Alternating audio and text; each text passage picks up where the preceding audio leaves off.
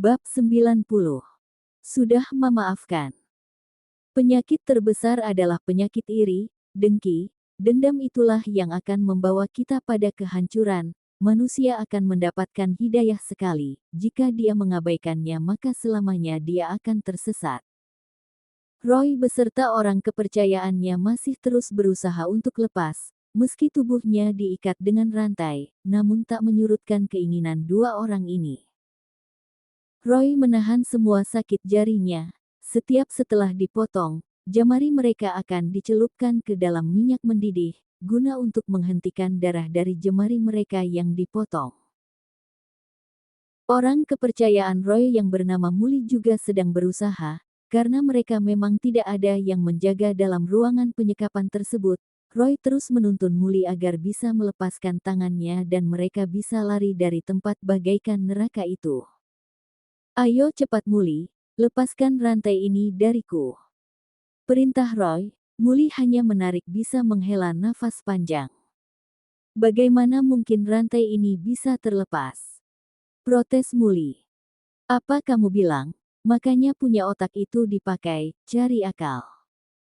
Hardik Roy dengan penuh emosi. Kalau begitu jika Anda yang lebih pandai, kenapa tidak Anda saja yang melepaskan saya duluan? Tukas Muli yang juga sudah sangat geram dengan kelakuan bos yang selalu berbuat seenaknya.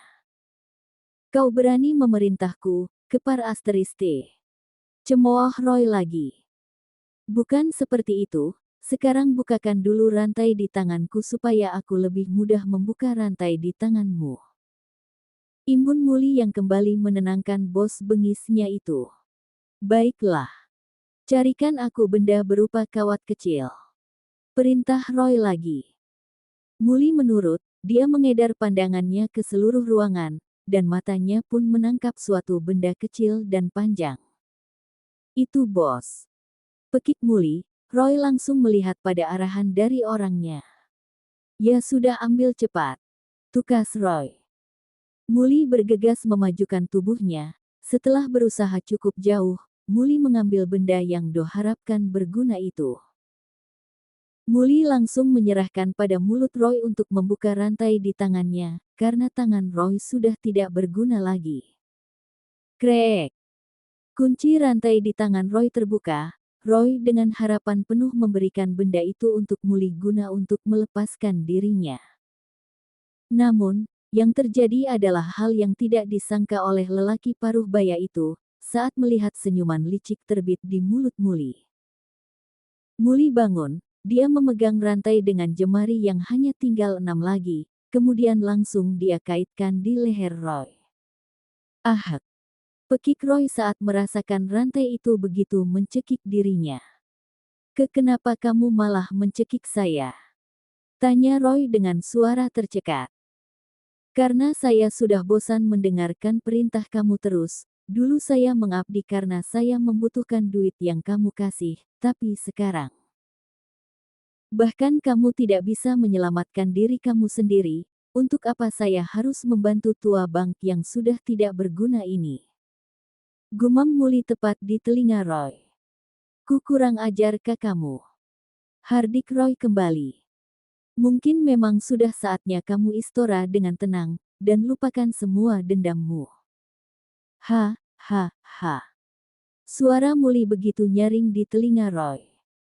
Muli langsung mengeratkan rantai di leher Roy, menariknya pelan, hingga kaki Roy yang tadinya bergetar diam seketika. Muli melepaskan tubuh Roy setelah membunfehnya, dia langsung bergegas ingin keluar. Namun sayang, saat berjalan mendekati pintu, benda yang terbuat dari kayu itu terlebih dulu dibuka. Kamu, ucap seorang penjaga pintu ruangan. Iya saya. Muli langsung memukul wajah penjaga tersebut dan membuatnya tersungkur ke lantai. Muli berusaha melarikan diri, namun usahanya tentu tidak akan berhasil karena semua dijaga dengan begitu ketat. Mau kemana kamu? Ucap penjaga lainnya. Muli berhenti karena melihat pistol sudah ditodongkan pada dirinya. Para penjaga itu kembali memborgol Muli dan memasukkannya lagi ke dalam ruangan penyekapan. Dan semuanya kaget saat melihat Roy terlentang tak bernyawa, dengan rantai masih berada di lehernya. Irfan yang turut mengikuti mereka juga sangat terkejut. Tanpa menunggu lama, ketua mafia ini pun langsung menelpon Davien. Sedangkan di dalam mobil, Davien, Vera dan juga Vero sedang berjalan menuju markas. Davien sedang mengelus lembut kepala Vera, tiba-tiba ponselnya berbunyi nyaring. Gring, gring, gring. Davien menghentikan aktivitasnya, lalu menyambar ponsel yang berada di sampingnya. Irfan. Gumam Davien, tanpa menunggu lama dia langsung mengangkatnya. Katakan. Ucap Davien dengan nada datar. Roy sudah meninggal tuan. Ucap Irfan di seberang. Apa? Mobil terparkir tepat di depan rumah mewah dalam hutan, kalian pasti tahu itu apa? Yap. Vero dengan buru-buru turun dari mobil lalu membuka pintu untuk Davien dan Vera. Mereka bertiga langsung melangkah masuk ke dalam markas untuk sampai ke ruangan tempat jasad Roy masih tergeletak di sana. Tidak ada yang berbicara, baik Vera ataupun Vero sama-sama diam. Mereka bisa menebak dengan melihat wajah Davien yang dingin dan rahangnya yang tampak mengeras menandakan jika macan Asia ini sedang menahan amarah. Brak. Dengan begitu kasar Davien membuka pintu ruangan yang lumayan luas, juga penuh dengan senjata. Davien masuk, disusul oleh istri dan juga asistennya. Mata elangnya langsung menangkap jasad Roy di lantai, lalu beralih menatap tajam pada tersangka yaitu Muli.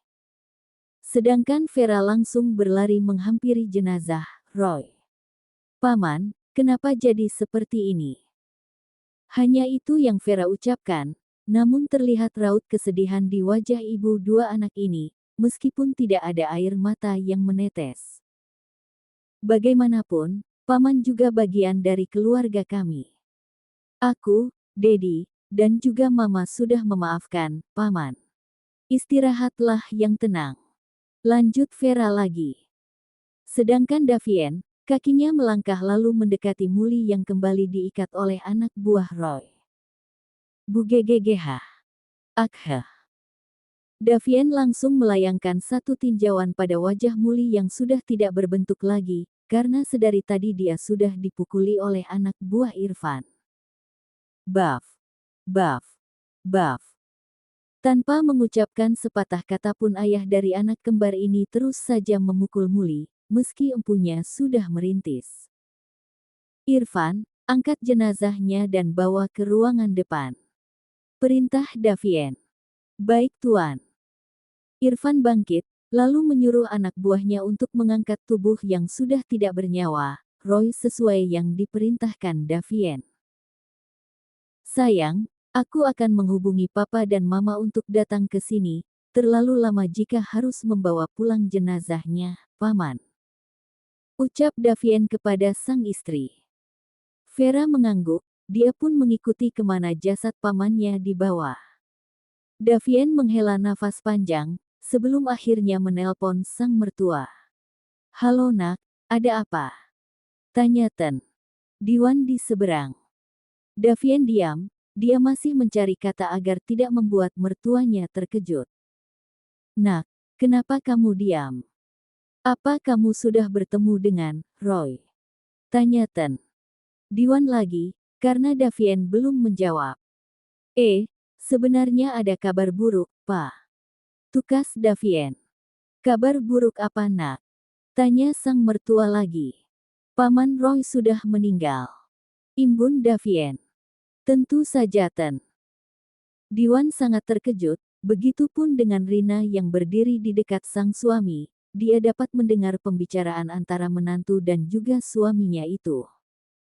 Wanita paruh baya ini langsung menutup mulut dengan tangan kanannya.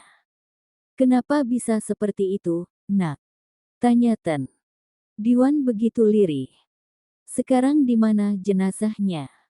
Lanjutnya lagi. Masih di sini pak, lebih baik papa kesini biar aku ceritakan semuanya, terlalu lama juga jika harus membawa jenazahnya pulang ke sana. Ujar Davien yang langsung disetujui oleh sang mertua. 1 jam berlalu, Diwan dan juga Rina sudah sampai di markas Davien. Mereka dijemput oleh Irfan. Dan tak lupa Irfan juga membawa seorang ustadz untuk mengurus jenazah Roy. Tanpa banyak bertanya, Diwan langsung duduk di dekat jenazah kakak angkatnya itu, begitupun dengan Rina.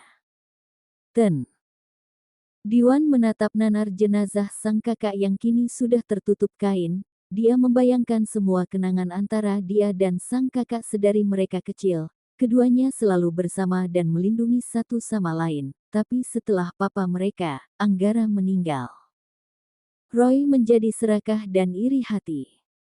Rina hanya mengusap lengan sang suami. Dia tahu bagaimanapun suaminya itu tetap menyayangi Roy. Meski kakak angkatnya itu sudah jahat pada mereka. Sedangkan anak buah Irfan sebagian menggali kuburan untuk jasad Roy. Ustadz yang tadi dijemput oleh Irfan, langsung memberi arahan untuk jenazah Roy segera dimandikan. Davien langsung menyuruh beberapa anak buahnya mengikuti instruksi yang diberikan ustadz tersebut. Selesai semuanya, jenazah Roy juga sudah dimakamkan sedikit jauh dari markas. Kini mereka semuanya kembali ke dalam rumah besar tersebut. Davien, Vera, Diwan dan juga Rina duduk di sebuah ruangan yang layak dikatakan ruangan tamu. Franz tidak turut andil di sana, karena dia pergi bersama Tommy untuk melihat perusahaan yang selama ini diurus oleh asisten ayahnya, Tommy sendiri. Pak Ustadz langsung meminta undur diri, karena dia harus segera pulang. Davien langsung menyuruh anak buah Irfan untuk mengantarnya kembali. Tak lupa mengucapkan terima kasih dan juga 1 amplop coklat diberikan kepada ustadz tersebut. Coba jelaskan pada papa nak, apa yang terjadi? Desak Diwan tanpa sabar.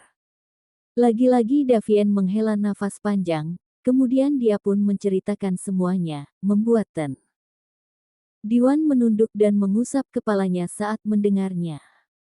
Aku sudah mengikhlaskan dan memaafkan muka, istirahatlah dengan tenang. Batin Diwan. Vera dan Rina memutuskan untuk memasak, karena mereka akan makan siang di sana sebelum mereka pulang. Kurang lebih 1 jam, ibu dan anak ini sudah selesai menyajikan makanan yang lezat. Keduanya memasak banyak, agar cukup untuk mereka dan juga semua anak buah Irfan. Ayo kita makan siang dulu. Ajak Rina kepada suami, menantu, Vero dan juga Irfan. Mereka semua mengangguk, lalu melangkah ke meja makan. Sedangkan anak buah Irfan, makan di ruangan lain. Tidak ada pembicaraan saat makan siang berlangsung, hanya sesekali suara garpu dan sendok yang berdenting pada piring.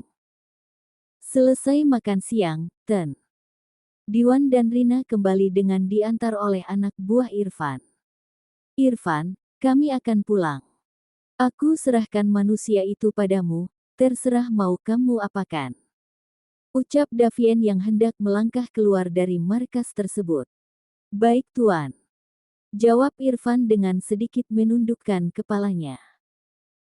Vero langsung membukakan pintu mobil untuk Davien dan Vera, kemudian dia pun ikut masuk, lalu melajukan mobilnya melewati rimbunnya hutan yang terdapat jalan di dalamnya. Sampai di rumah, ketiganya langsung masuk. Davien dan Vera langsung menuju ke kamar mereka. Sebenarnya mereka sudah sangat ingin melihat si kembar, tapi berhubung mereka baru pulang, keduanya memutuskan untuk membersihkan diri terlebih dahulu. Begitupun Vero, dia juga langsung mengejar kamarnya. Rasanya sudah sangat rindu akan istri tercinta yang sedang mengandung anak pertamanya itu. Vera menyuruh Davien untuk mandi terlebih dahulu, dia pun menyiapkan pakaian untuk sang suami. Setelah beberapa menit, Davien keluar. Dia pun langsung memakai baju yang disiapkan sang istri. Kini giliran Vera yang mandi, dia ingin cepat-cepat selesai dan menemui dua belahan jiwanya yaitu Syakir dan juga Syakira. Selesai dengan ritual mandinya, Vera keluar, tapi dia sudah tidak melihat sang suami di dalam kamar mereka. Mungkin Davien sudah berada di dalam kamar si kembar, pikir Vera. Dia pun langsung mengenakan pakaiannya. Sebelum keluar, ibu dua anak ini menyisir rambut dan memoleskan sedikit wajahnya dengan bedak padat dan tak lupa polesan lipstik pada bibir mungilnya. Setelah selesai, Vera langsung keluar. Dia menarik daun pintu kamar lalu menutupnya kembali. Tujuannya saat ini adalah dua buah cintanya. Sampai di kamar si kembar, Vera langsung membuka daun pintu bercorak putih itu. Dan benar saja, suami bucinnya itu berada di sana sedang menggendong Syakira yang tampak rewel. "Sayang, sudah mandinya?" tanya Davien saat melihat sang istri masuk ke dalam kamar. "Sudah sayang." "Kenapa dengan Syakira?" Vera balik bertanya. Dia pun mengambil alih anak perempuan dan menggendongnya, lalu memberikan ASI untuk bayi gembulnya itu. "Tidak tahu sayang," kata Biaini, "dia rewel sejak tadi," jawab ayah dari bayi kembar itu. Kenapa sayang? Kangen ya sama papa dan mama?" gumam Vera pada anak bungsunya itu. "Kap." Vera mendaratkan kecupan di pipi gembul Syakira hingga membuat anaknya langsung tertawa. "Benar sayang, mungkin dia memang merindukan kedua orang tuanya." Tukas Davien, Vera pun mengangguk lalu kembali menatap pada bayi gembul dalam gendongannya. "Maafkan mama dan papa nak, beberapa hari ini jarang memperhatikan kalian." Celetuk Vera. Dia menyadari selama Davien dirawat, perhatiannya hanya untuk sang suami, meski anaknya selalu dibawa ke rumah sakit dan juga diberikan ASI, tapi tetap saja dia merasa tidak tega.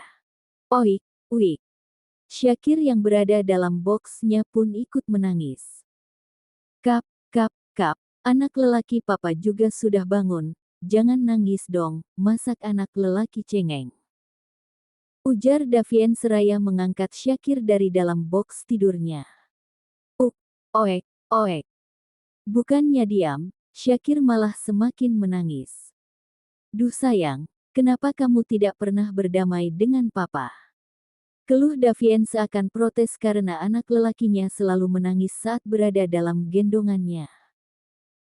Vera yang melihatnya pun meletakkan Syakira yang sudah terlelap, lalu beralih mengambil Syakir. Kap, kenapa menangis sayang? Kasian papa mau gendong Syakir, tapi Syakir selalu nangis jika sama papa." Tukas Vera. Syakir langsung diam-diam menatap wajah sang mama, sepertinya dia mendengarkan apa yang diucapkan oleh Vera. Davien hanya melihat interaksi antara anak dan ibu itu. Memang benar, istri bisa segalanya. Yang tidak sanggup dilakukan oleh suami, maka istri sanggup melakukannya. Syakir masih menyusu pada Vera, tangannya terangkat memegang wajah Vera, hingga akhirnya bayi gembul itu pun ikut terlelap dalam pangkuan sang mama. Setelah melepaskan ASI dari dalam mulut Syakir, Vera kembali meletakkan bayi laki-lakinya dalam boks tidurnya. "Sayang, kesini dulu," panggil Davien sambil menepuk ranjang di sebelahnya. Vera mendekat, kemudian dia pun ikut merebahkan tubuhnya di dekat suami tercintanya. "Sayang," panggil Davien dengan begitu manja. "Iya, katakanlah," jawab Vera. Sebenarnya dia sudah tahu maksud dari suami M3 Sumnya itu. "Aku kangen," bisik Davien tepat di telinga Vera. "Sabarlah sebentar lagi," sergah Vera. Sebenarnya dia juga kasihan kepada suaminya itu, tapi apa boleh buat, dia masih harus menahan sampai batasannya selesai. Davien mengangguk dan tersenyum, lelaki berbulu mata lebat itu pun mengeratkan P3 lukanya pada tubuh sang istri, meski susah untuk menahan, tapi dia akan tetap bersabar. Dan tidak ada niat sedikit pun dalam benak ayah dua bayi ini untuk menuntaskan pada wanita lain, Kesetiaannya hanya untuk satu wanita, yaitu Verania, istrinya sendiri.